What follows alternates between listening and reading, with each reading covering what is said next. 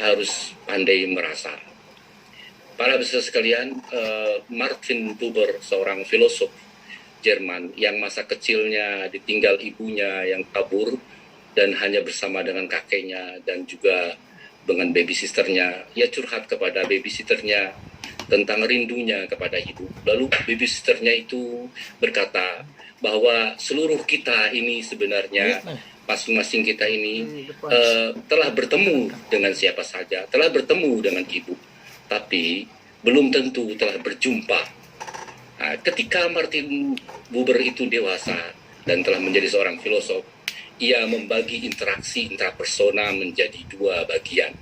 Yang pertama, pertemuan antara kita yang tak merubah apa-apa, hanya berdasarkan kepentingan-kepentingan saja, misalnya pertemuan di jalan atau pertemuan pembeli dan penjual. Yang kedua, perjumpaan antar kita yang membuat komunikasi terjalin baik dan berefek, yang membuat komunikan dan komunikator atau mutakalim dan mukhotob terjadi efek perubahan positif usai interaksi. Para peserta sekalian, kita sebenarnya sama, kita juga sebenarnya hewan, namun bedanya kita adalah hayawanun nautek, hewan yang berlogika. Mestinya dengan alat logika sebagai pembeda, kita harus lebih bisa positif dalam berkomunikasi. Itulah pentingnya revisi Undang-Undang ITE. Kenapa? Bukan untuk menghapuskan, tetapi untuk mempertajam yang perlu dipertajam dan mungkin dilenturkan yang perlu dilenturkan. Karena bagaimanapun juga bahayanya jelas lebih besar. Kita saksikan bahwa belakangan beberapa tahun kemarin itu adalah gerakan-gerakan demo dan sebagainya bermula dari informasi yang seliweran.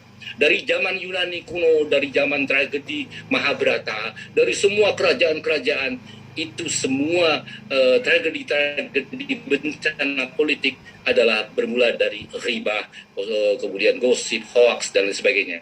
Maka wajar saja kalau seandainya pemerintahan kita ingin menata bagaimana sistem informasi itu. Baik, kita lanjut saja, masuk saja ke tugas saya dari Gus Soleh. Terima kasih kepada Gus Soleh masih memberi kehormatan pada saya untuk membacakan puisi. Saya kasih puisi saya kali ini judulnya Ketika Burung Berkabar Lebih Serius dari Kabar Burung. Saya ulangi lagi, ketika burung berkabar lebih serius daripada kabar burung.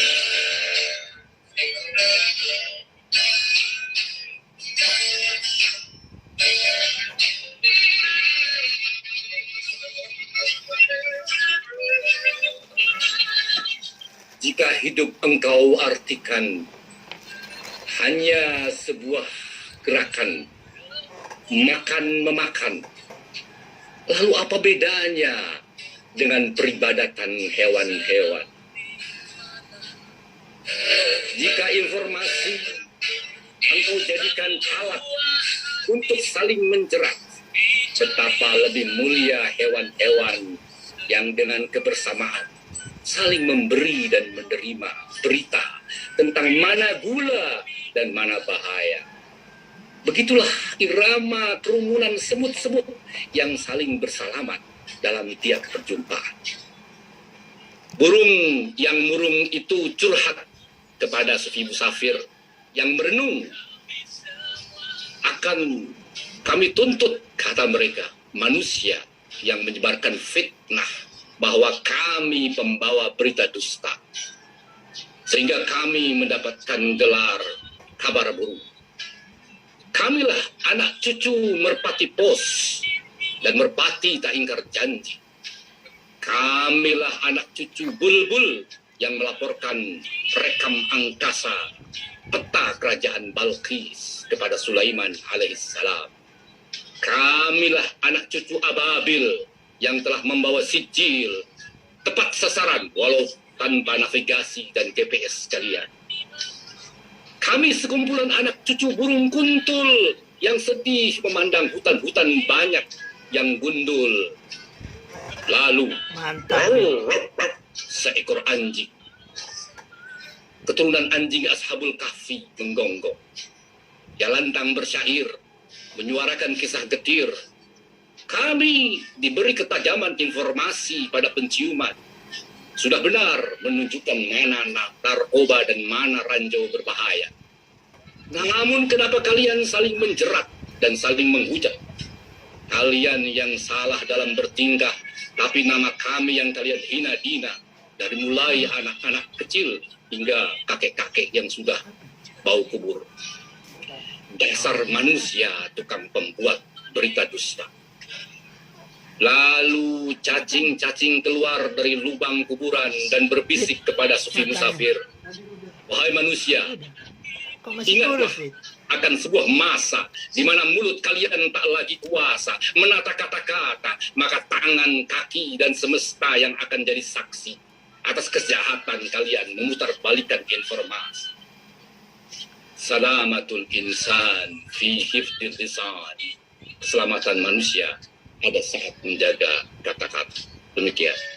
Baik, mari kita Fatihah untuk para kiai-kiai seperti tadi Pak Kiai Mbah Maimun Zubair, kemudian kepada seorang pakar komunikasi Indonesia yang baru meninggalkan kita yaitu Profesor Dr. Kiai Haji Jalaluddin Rahmat.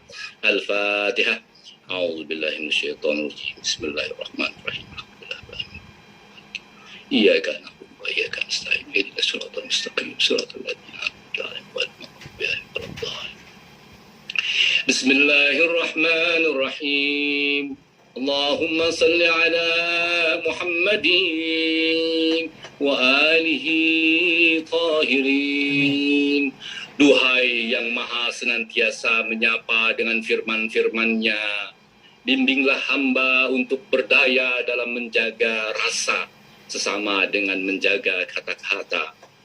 Duhai Sang Maha Jujur, dengan kecintaannya, bimbinglah hamba untuk jujur dalam berkabar berita. Apa jawaban hamba kelak di akhir masa di hadapan meja persidangan untuk pahala dan dosa jika telah dituntut oleh mereka yang saat ini hamba dustai? Argumen dan alasan apa lagi kelak hamba bisa berkelit atas penyakit bohong yang kini terjangkit? Ke angkasa raya mana lagi hamba akan berlari mencari tempat berlindung diri atas kejahatan hamba saat ini saling menjatuhkan dengan berita yang hamba putar balikan. Tak ada amalan apapun yang mampu membebaskan hamba dari dosa yang membawa siksa selain rahmat-Mu, duhai Sang Maha Cinta. Selain rahmat-Mu kini yang hamba damba dengan rahmat dan kasih. Dengan rahmat dan kasih-Mu ya Arhamar Rahimin, bimbinglah hamba untuk menjadi orang yang merasa pandai, tapi jangan jadikan hamba orang yang pandai merasa. Yang jangan jadikan kami yang hanya orang-orang yang merasa pandai, tapi bimbinglah kami yang pandai merasa. Pandai merasakan kesusahan orang lain, pandai merasakan kebodohan orang lain. Hingga hamba berinteraksi interpersonal, berkomunikasi dan bertukar berita dengan kejujuran dan kebenaran yang Engkau ajarkan. Bihaqqi Muhammad wa ali Muhammad. Alhamdulillah rabbil alamin. Demikianlah isi dan doa